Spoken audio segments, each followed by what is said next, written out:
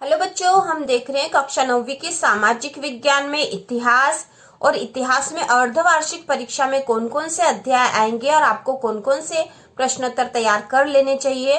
ठीक है, तो आप यह देख लो। अर्धवार्षिक परीक्षा की तैयारी के लिए यह वीडियो है। इसके पहले हम भूगोल और अर्थशास्त्र की तैयारी का वीडियो बना चुके हैं। आपने नहीं देखा हो तो चैनल के प्लेलिस्ट पर जाकर देख सकते हो।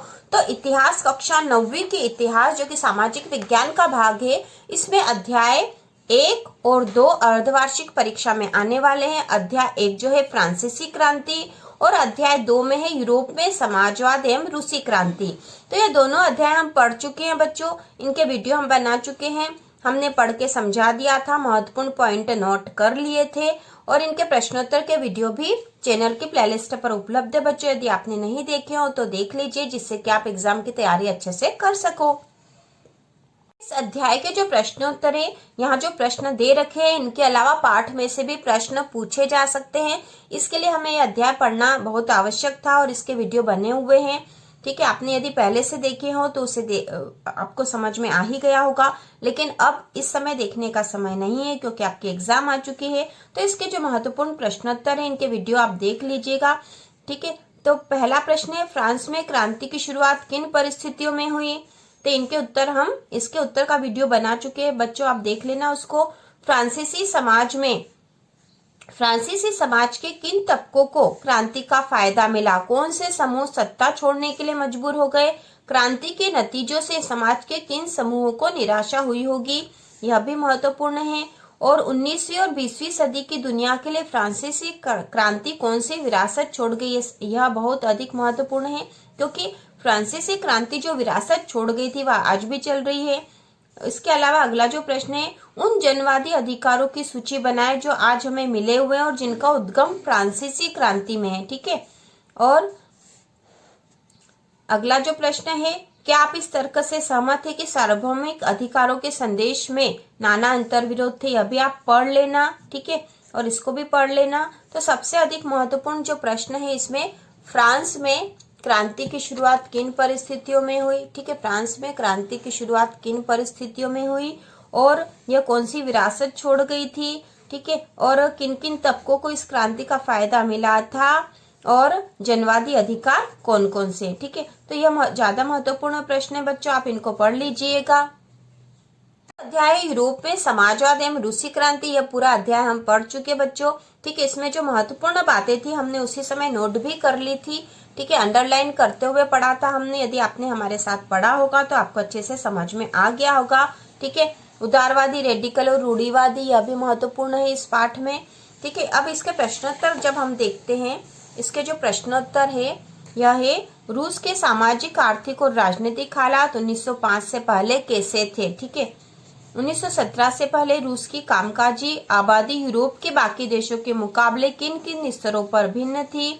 ठीक है, 1917 में जार का शासन क्यों खत्म हुआ, क्योंकि आपकी ये बुक अभी नहीं लागू हुई है बच्चों।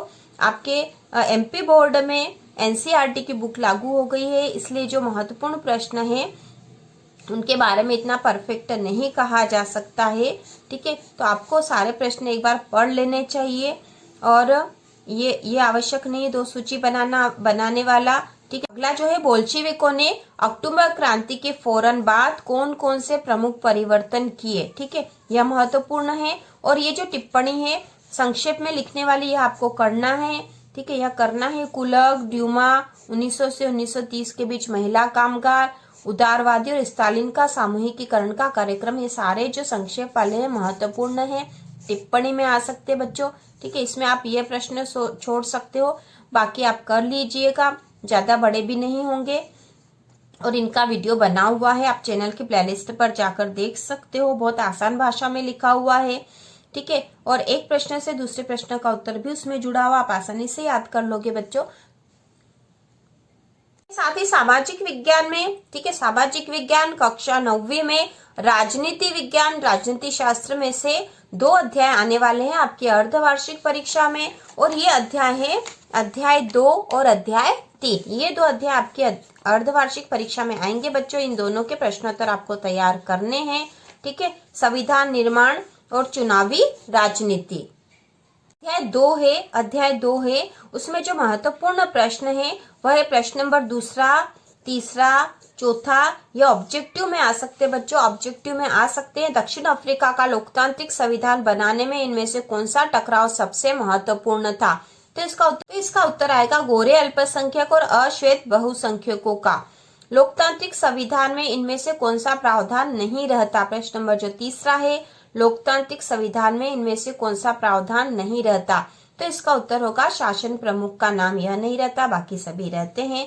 प्रश्न नंबर चौथा, जो कि जोड़ी बनाने का इम्पोर्टेंट है, संविधान निर्माण में इन नेताओं और उनकी भूमिका में मेल बैठा है। तो मोतीलाल नेहरू, इन्होंने 1928 में भारत का संविधान बनाया था। BR अम्बेडकर प्रारूप कमेटी के अध्यक्ष थे।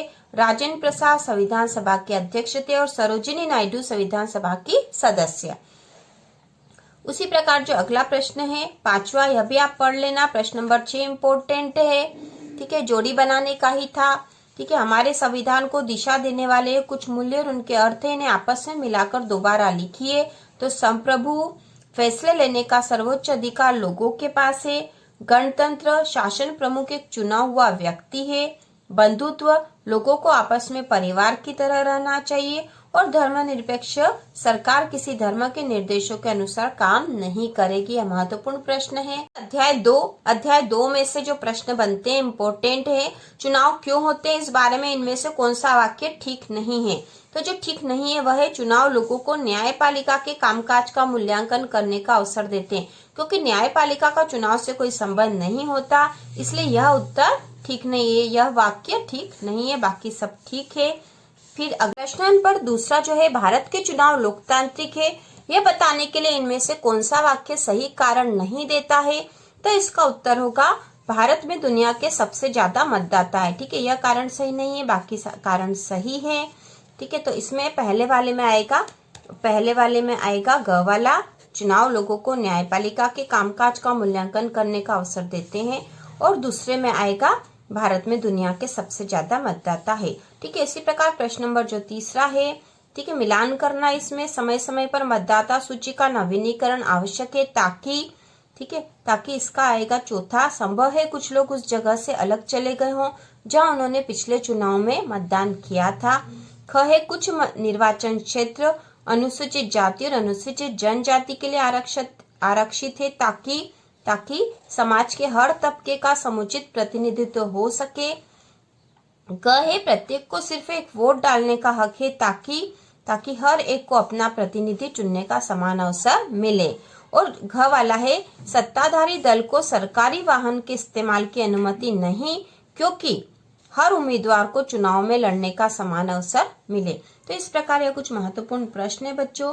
ठीक है, इसी के साथ आप यहाँ जो दे रखे हैं मेन जो तथ्य दे रखे हैं आप उनको भी पढ़ लीजिएगा। साथ ही आपको प्रश्नोत्तर भी तैयार करने हैं ताकि आपकी एग्जाम में आप अच्छे से कर पाओ। और इसी तरह के और वीडियो देखने के लिए चैनल को सब्सक्राइब कीजिए।